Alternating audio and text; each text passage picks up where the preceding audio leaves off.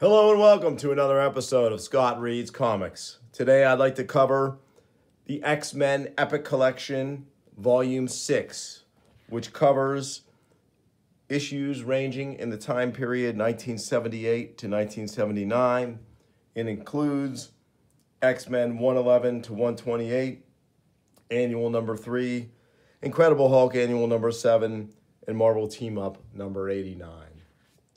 As with my previous coverage of large collections on this channel, I'm not going to read, of course, every word of this, but I am going to page through it and show you just some of the amazing content in this volume, which I consider to be probably Byrne and Claremont's greatest period on the X-Men, including the Dark Phoenix saga, which shows up in the next volume. I actually think this eclipses it in terms of pacing, quality, overall variety of threats and characters. I really love this volume, which they have titled Proteus, because one of the main stories in here is the Proteus saga. So let's dive in. What a treat this is going to be. So glad you joined me. If you do enjoy the channel, you want to see more of this kind of coverage, let me know in the comments. Of course, like and subscribe, tell your friends. Main writer, of course, is Chris Claremont, with John Byrne and Roger Stern listed as contributors. Pencilers, of course, John Byrne. We're also going to get the fantastic George Perez X-Men Annual number 3 effort. Also listed are Michael Netzer and Rich Buckler. And what a way to start off. Hulk Annual number 7, which I believe I've covered in passing on the channel before. This is gorgeous John Byrne artwork with luscious Bob Layton inks. And while John Byrne was not the biggest fan of Bob Layton's inks on his pencils, I really like them. I think they're amazing. This is a great Hulk story featuring Iceman, the Angel, and the Master Mold Sentinel. And we get a little bit of Doc Samson, which is great. Look at this. This is just fantastic. And the way Hulk is characterized in this is just peak childlike Hulk here. It's really cool. Look at this panel. Just totally awesome with Jim Wilson, Hulk, and the scale difference between Hulk and Samson is incredible. In this sequence here where Samson is literally driven into the ground by the Hulk, but still maintains his cool. And then, of course, we have in the Southwest where Angel was based when he had left the X-Men. He's got a multi-million-dollar chateau there. And his friend Iceman comes to visit, and they are interrupted by this curious character who will be revealed as much more than what he seems as we see the Master Mold. Totally great. Wow. Look at this incredible sequence.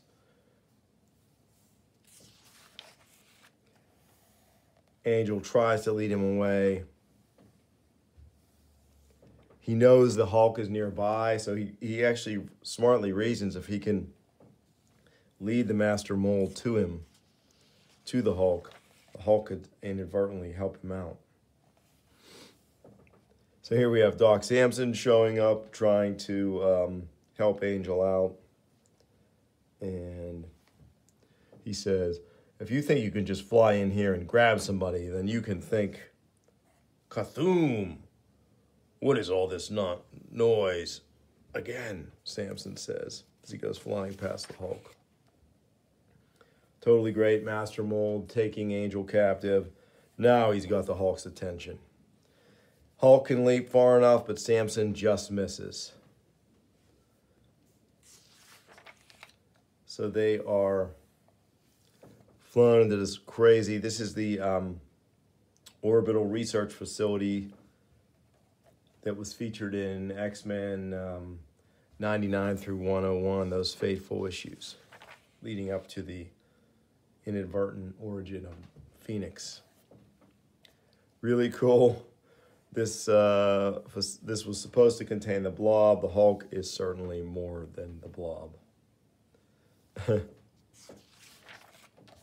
Really awesome here. It's great how the two X-Men, Iceman and Angel, can barely control the Hulk, but he is their ally in this story. He's just not a very cooperative one. And here we have the origin of the Master Mold's unique mindset. Hulk's tearing him up. They know it's time to get out. Hulk, in his own inimitable way, makes re-entry. It's pretty awesome.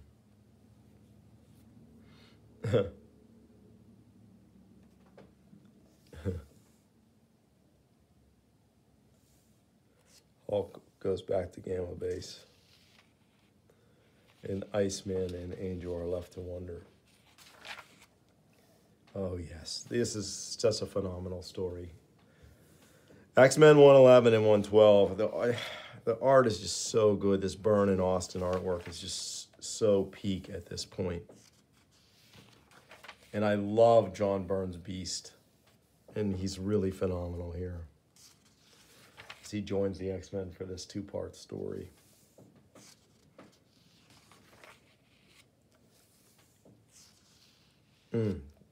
Straight on panel here, Colossus punching through.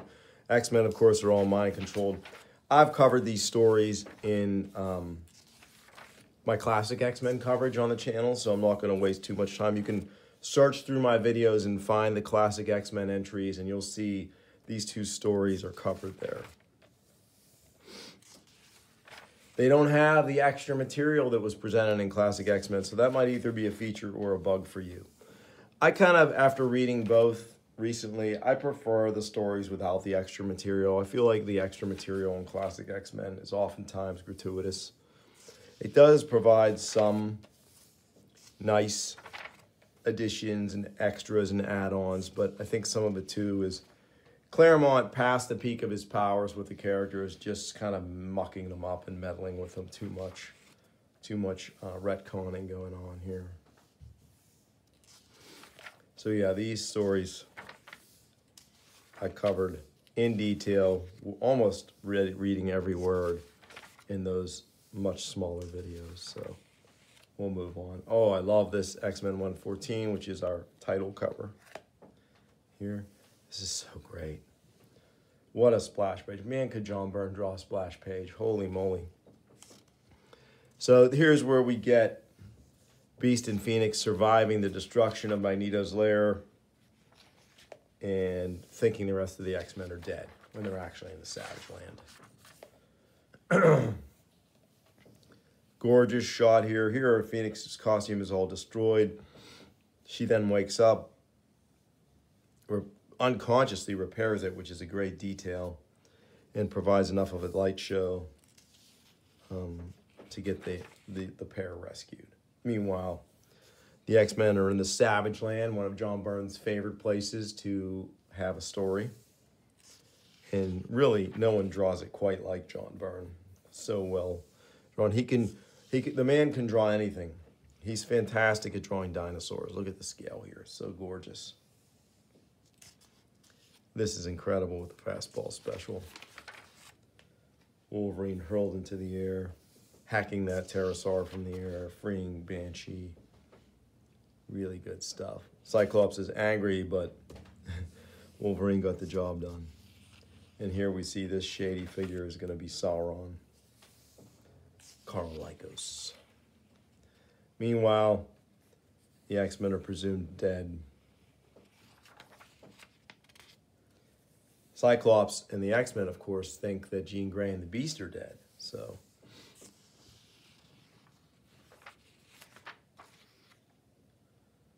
here Cyclops begins to realize that Corsair might be his father. Colossus, Peter Rasputin, finds himself some native ladies to hang around with. Wolverine still pining for Jean Grey. Here we have Sauron striking at Storm. Really great. And you talk about splash pages, this end of the story page here is gorgeous too, really cool. Oh, 115, so phenomenal. Great Byrne cover here. Byrne's starting to do more of the covers for X-Men. Oh man, look at this double page spread. Totally incredible. And of course, Wolverine is also ensorcelled by Sauron's hypnotic gaze. Your mind, your very soul, mutant, is mine. Quickly, X-Men, look at your friends and see who is truly the enemy here. And of course, he sees them as these monstrous visions, which is really great, giving Byrne some fun here to play with the figures. How he can bend figures and twist them is really cool. Their monstrous manifestations are really neat. Very good stuff. Of course, Cyclops knows how dangerous Wolverine is. Eventually, they subdue Sauron. But then Ka-Zar shows up, and Zabu. And of course, enemies quickly become friends. Stories are shared. There's a bit of a flashback to those classic Neil Adams X-Men when Sauron debuted many, many years before. We get some more background detail. Garok, the Petrified Man, and Zaladane, the Priestess, both in their way, threatening the existence of the Savage Land. And of course, the X-Men are keen to help. But Cyclops says, no, we got to leave. So they're being let out. They're gonna leave and try to pursue their own affairs in the regular world, but suddenly a snowstorm hits the Savage Land and they change their minds. They're going to help. Next issue, to save the Savage Land. And this cover, so great here. Another incredible Byrne cover. And the weaving of the title into the landscape here is really ingenious. They did stuff like that a lot back then. Very cool. I should point out, too, that Roger Stern is the editor at this point. And this is, I think, where Roger Stern and John Byrne's incredible working relationship developed first.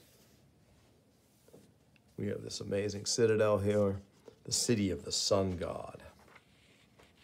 So that's what's mucking with the environment of the Savage Land. Of course, they have to fight these raiders on the back of these pterosaurs.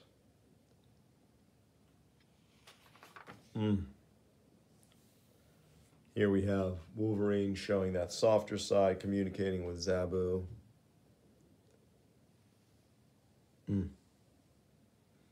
Great with Wolverine making fun of himself a little bit. Wolverine, truly there is more to you than meets the eye. At my size, babe, that ain't hard. Time's a wasting, troops. Let's get down this flaming cliff. So here we have Wolverine dealing with this guard off panel, but it seems like he kills him here, which is pretty rough. And again, they're building Wolverine's character here. Obvious love for the character shows through in the level of care taken and slowly developing him.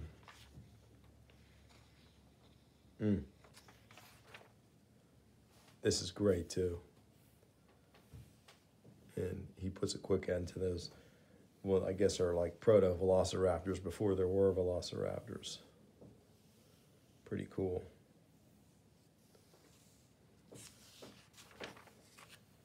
Awesome here. Colossus is, they think they're going to melt him, but they've just turned him red hot. Kicking the crap out of these guards as he's freed. Garok runs. He and Cyclops face off in a battle of deadly eye beams. Very cool.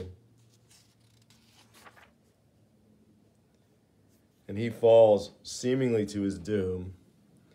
Storm cannot catch him. And she thinks he's gone, but he will show up again, I believe, later on in the series. Look at that great panel. That's maybe a little callback to Cockrum when Storm destroys the Nagai Stele in the early Cockrum Claremont run of the title. That might have been, 96 or 97. It might have been the 97, the Kirok the Demon issue. So the X-Men have a nicely outfitted craft, and they're going to sail out of the Savage Land. Great shot of Storm here mourning the fact that she couldn't save Garrock even though he was an enemy. Next issue, Psywar, which we get a little bit of, actually a whole heaping helping of Professor Xavier in his younger years, which is very cool. We start out, though, with another gorgeous splash page, X-Men in action, battling the elements. Storm's doing her best to get them through, and they're picked up by a Japanese freighter, saved. And it's great here because they're not immediately thought of as threats. I think they're Americans. In those costumes, they could be S.H.I.E.L.D. or Avengers. Silence, Takeda. I'm Captain Hama. Welcome aboard the Jinguchi Maru. It's a little nod to Larry Hama there. Thank you for rescuing us, Captain. I'm Cyclops. My friends and I are the X-Men. It's important we contact. I am sorry, but unauthorized radio communication is forbidden. We are on a government mission of some delicacy. So they're going to end up in Japan, and we'll get back to them next issue. Meanwhile, Jean Grey, about to leave the X-Mansion, thinks the X-Men are dead still, remember. Melandra, Xavier's alien lady love, is trying to get Xavier through the grief of the loss of the X-Men. And we have this gorgeous page here. What a great page designer Byrne is. I don't know if he is working off a super tight script here, but he is the plotter as well. So this could have been both an idea that he and Claremont had. Difficult to say, but it works. It works very well. And we have a younger Charles Xavier in Cairo, and we have here a young Storm pickpocketing him. And he, of course, Psy stuns her to get his wallet back. And then he notices an extremely powerful and evil mental presence. It's Amul Farouk. And we have the incredible beginning of our titular battle here, the Psywar between the two of them. Byrne's ingenious designs, ability to draw alien landscapes really comes through here as these two are battling in the psychic realm. The monstrous form that he takes is very cool. And then this 3-panel sequence is phenomenal. And then nothing. The battle was over, and I had won. Thud. So Farouk is basically, again, seemingly dead, but we learn, of course, that will not be the case. Much, much later. I was in his mind when he died. It was like a guided tour of hell. Amul Farouk was the first evil mutant I'd ever met. The first who made me realize how truly deadly mutant powers could be in the wrong hands. So, Xavier feels a little better after this reminiscence. And here we have Jean Grey meeting with Misty Knight. And Misty's going to go meet up with Colleen Wing. And then we have the incredible Moses Magnum story. And this story is notable, this X-Men 118, because it is one of the few issues of Byrne's run on the X-Men that is not inked by Terry Austin. And I kind of like it as a change-up. It's really cool. Inked by Ricardo Villamonte. And you can definitely see the difference. It's almost Jansen-like in a way, the inks here on Byrne's pencils. Here we get another reveal of Wolverine's background. Paper says most everyone was evacuated. What? Why? Early warning of a big quake. Look, Bub, all I know is what I read in the newspapers. You read Japanese? Yep, I didn't know. You never asked. So there was all these little tidbits that Claremont and Byrne were dealing out about Wolverine's background. Even, this is what, 2 years into the book, or we're in year 3. And it's still a slow reveal. They're slowly playing it out. Xavier has gone into space to mourn and forget and recover from the loss of the X-Men. So he's going to learn about Melandra's culture. Meanwhile, the X-Men are going to help the Japanese government with their problem. And Sunfire returns after Giant Size X-Men #1. And he's the same sort of prickly, extremely abrasive individual that he's always been. But he does team up with the X-Men in the story, which is cool. And this is huge, too, because first Mariko Yoshida, Wolverine meets her, and his unrequited love for Jean Grey will dim somewhat as he begins to develop affection for Mariko.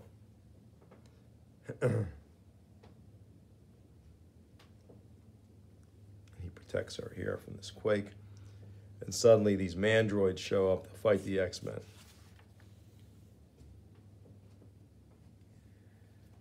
Colossus takes it on the chin a bit.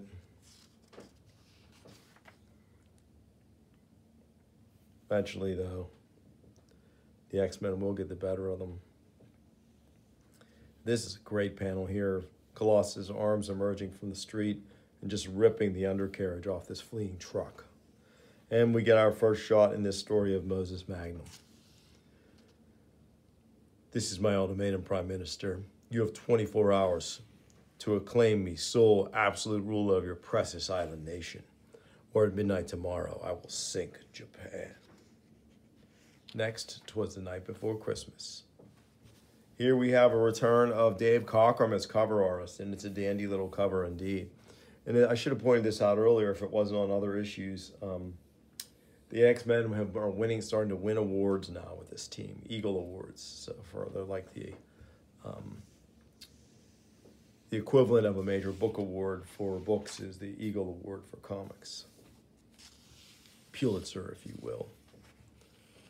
So here the X-Men have agreed to help the Japanese government, along with Sunfire, in defeating Moses Magnum before he can sink Japan. And of course, Moses Magnum is no mere gadget villain. He has geothermic powers that make him a true powerhouse, as he deals with Colossus rather harshly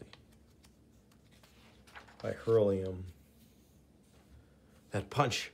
Can't remember when I've been hit so hard. I'm going like a rocket. I must stop myself before I fly off this island.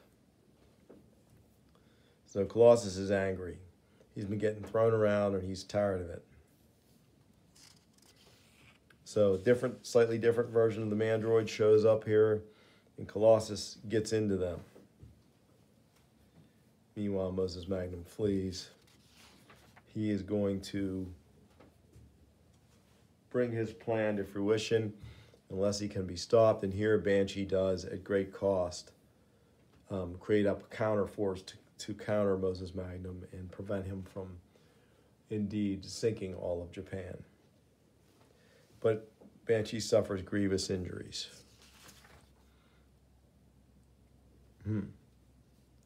He can't even speak at this point. So this is when he's going to be leaving the X-Men as an active member. Slowly. He'll still be in the next few issues, but he won't show his sonic powers again for many, many years. And, of course, we're now on to X-Men 120. At the end of this, I should point out, though, that we do get a little preview of Proteus and what he can do, the horror that he can unleash. There's Moira McTaggart. Here we get a great Bob Budiansky cover, inked by Terry Austin, really cool. Underrated cover artist for Marvel. So here we're going to have the first Alpha Flight. Wanted Wolverine, dead or alive. So this is a very fun, consequential issue here. And we get our first glance at not Guardian or, at this point, Vindicator.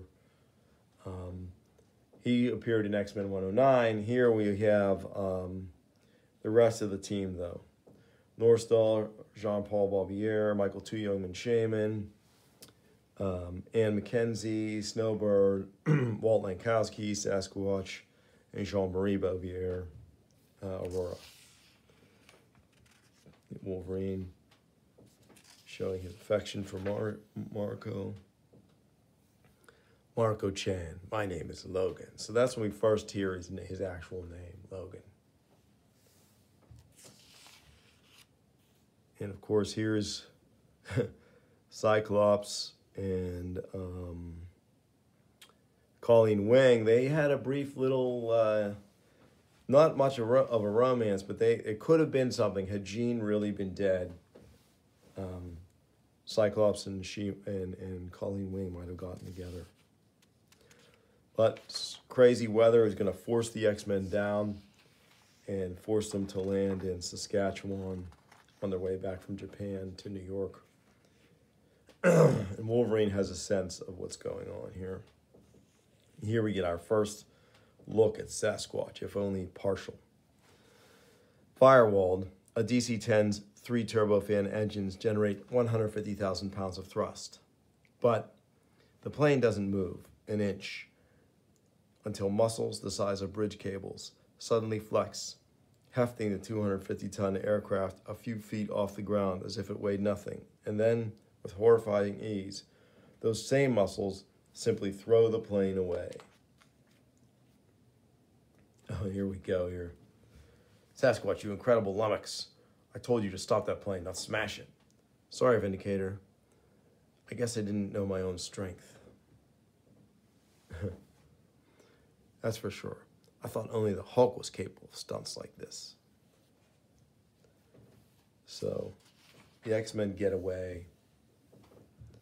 And these are obviously people Claremont knows or Byrne knows, drawing them into the comic here.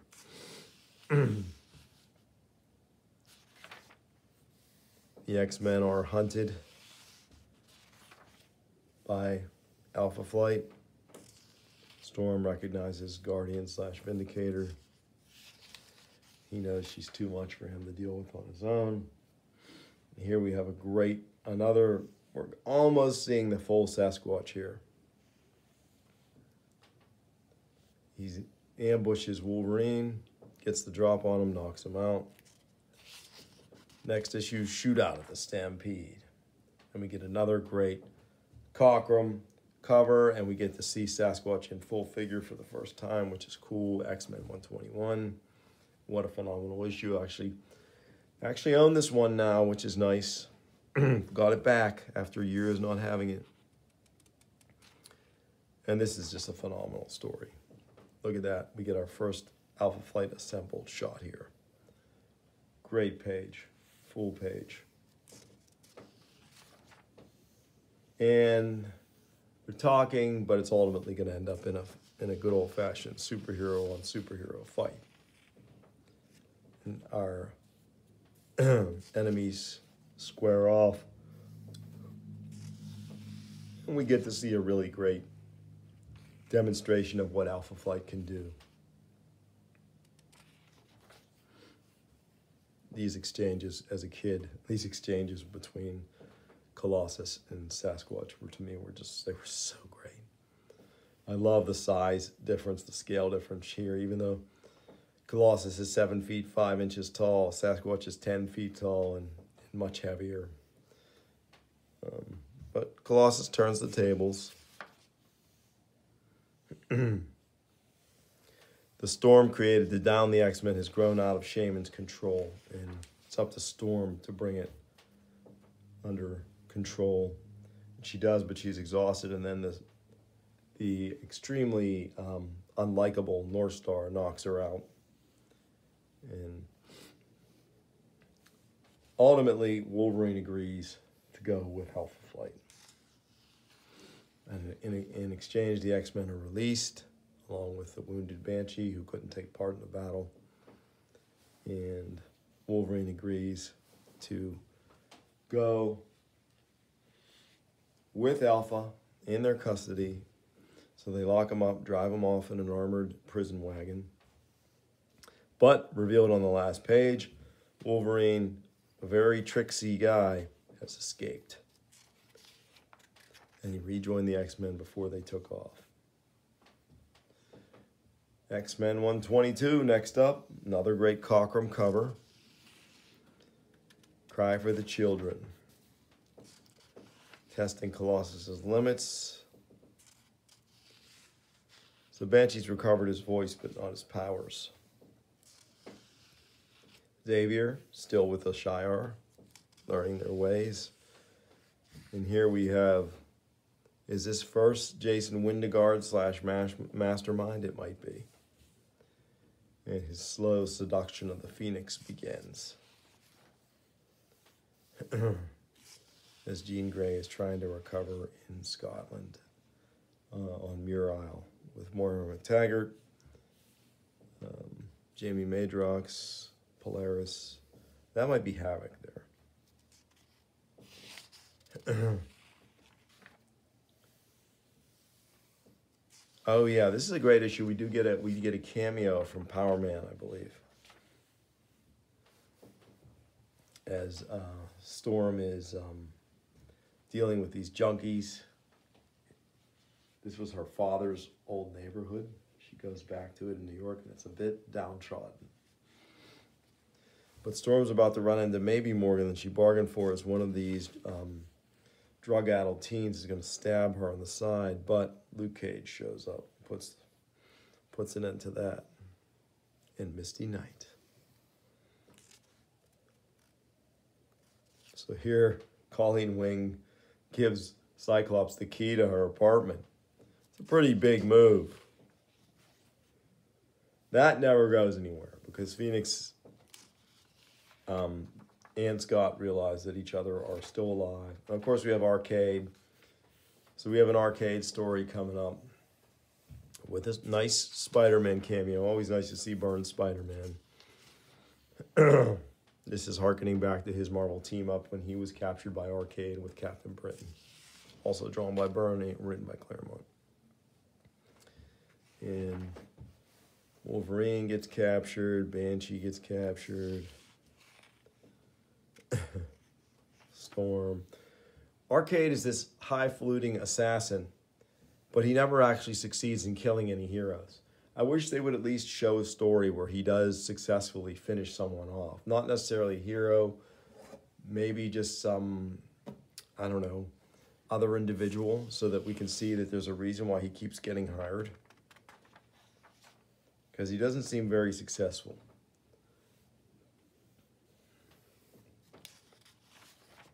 He does succeed in playing some crazy games with the X-Men. Of course, Banshee's in uniform, but he has no powers at this point, so he can't do anything. He is, of course, an able combatant and operative, so he's going to make the best of it.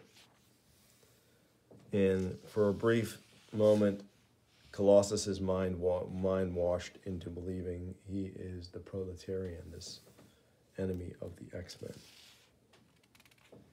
And we have our third or fourth straight Cockrum cover, another great one. Some cool Kirby crackle going on in the background there. Very nice. And they've got to get through the Colossus, break that mental conditioning. Of course, we have a robotic Hulk and a robotic Magneto.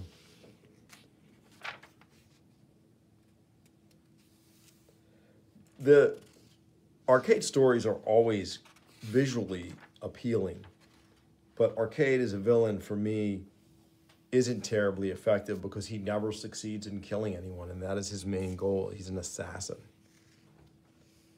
Here, Cyclops saves a drowned or half-drowned Storm. And of course, they break through, and Colossus' mental conditioning is broken. So he does let the X-Men go and free their prisoners because they beat him.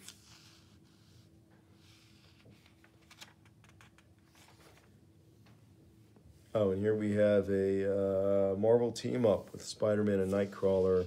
And here we have the Michael Nasser, Wrench Buckler artwork in this issue. It's not bad. Michael Nasser's stuff has almost a Brent Anderson quality, but the figure work isn't quite as good. And then I think Rich Buckler draws the second half of the story. And again, we have an Arcade appearance here. And we have Nightcrawler and Spider-Man playing off each other pretty well here.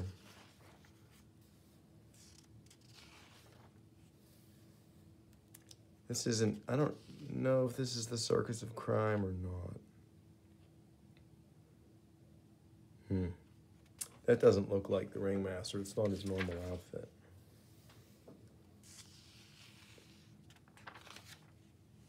Oh my, yes. This is a great one. I have this one too in pretty nice shape. It's a great story. Really the only time George Perez has an extended chance at drawing this version of the X-Men, and it is phenomenal. Terry Austin inks. Burns secretly inked one of these pages, and I think I'll point it out when we get there. I think I know which one it is. I've read about it in a couple of interviews. Here we have Archon. It's early on with Archon, it was always the same old story. His land is threatened. He comes to our dimension to get help, but he doesn't know how to properly ask for help, so he just grabs whoever he wants and leaves, and so he becomes a target of the heroes trying to stop him. This Danger Room sequence with the X-Men is really good. George Perez, having only drawn them this one time, man, he has command of these characters. It's phenomenal. It may seem like heresy to some folks when I say this, but I prefer George Perez's version of the X-Men to John Burns. I really do. I think Perez, between the two artists, I like Perez better overall. I think he's a better storyteller, the better figure worker.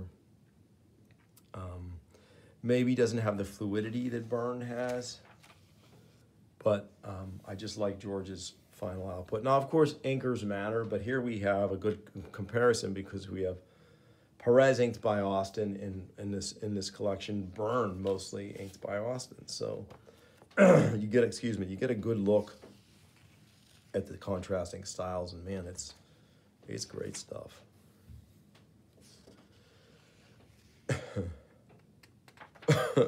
Excuse me.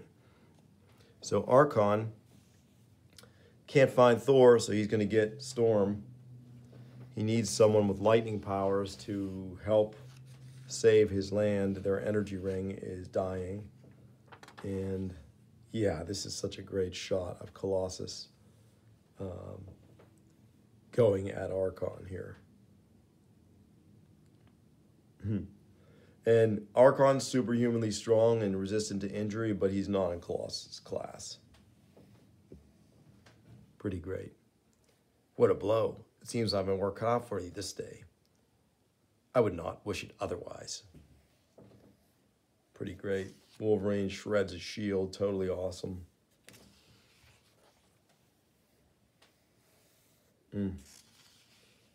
But Colossus puts pay to Archon and knocks him out. What a sequence here. Look at this panel. It's tremendous. It's just tremendous. Yeah. George Perez was masterful. Cyclops calms Colossus down. And yeah, in an earlier sequence, he had blasted Storm. And of course, the X-Men thought that he had disintegrated her, but he really just sent her away. And so Cyclops figures that out. And in chapter 3, they arrive back in Archon's realm. Excuse me. Still recovering from my cold. And an incredible battle ensues with Archon's people here. And George Perez just excels at these crowd scenes, these action scenes, just packed with figures doing battle. Great use of Nightcrawler's sneaky ability to blend into shadows. Just phenomenal.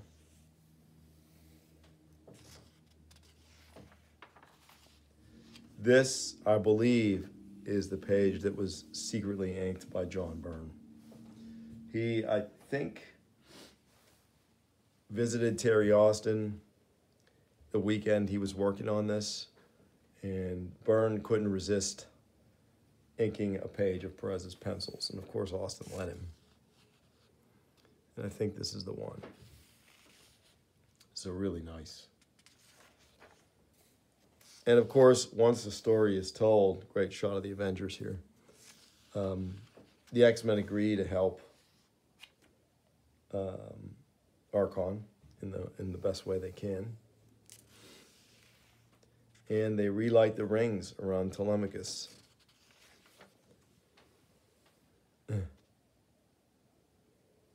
And they have a giant celebration at the end. And the X-Men are sent home, which is pretty great. And, of course, now we're going to start to get into the meat of the Proteus saga here. And, of course, we get a neat panel here where Moira MacTaggert realizes Phoenix's power has no upper limits. And it's extremely concerning to Moira MacTaggert.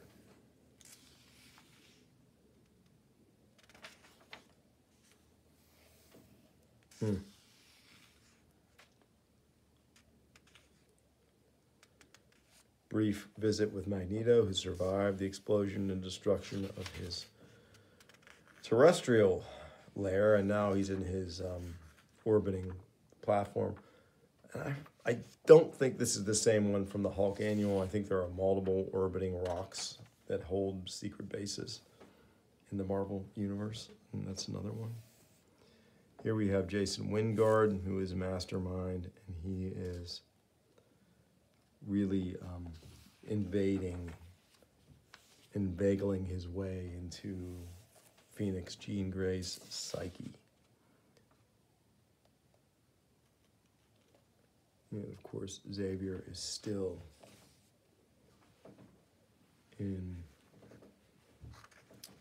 the Shi'ar realm, and he realizes the danger that Phoenix poses in her current form. And Moira MacTaggert realizes back on Earth that Proteus is free. Very dangerous. And here, Proteus attacks Phoenix and gets much more than he's bargained for. And we have the Beast quickly struggling here in the dark with Nightcrawler. And he realizes they're alive. And of course, Cyclops needs to call Jean Grey and let him know that he's alive. Let her know that he's alive. 126, another Cockrum cover. Is 125 a Cockrum cover? Yes, I want to say that's definitely a Cockrum figure there. I can't see his signature anywhere, but it is. How sharper than a serpent's tooth. So,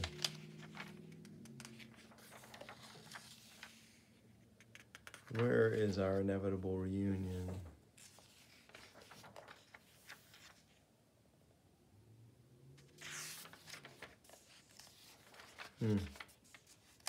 Right here.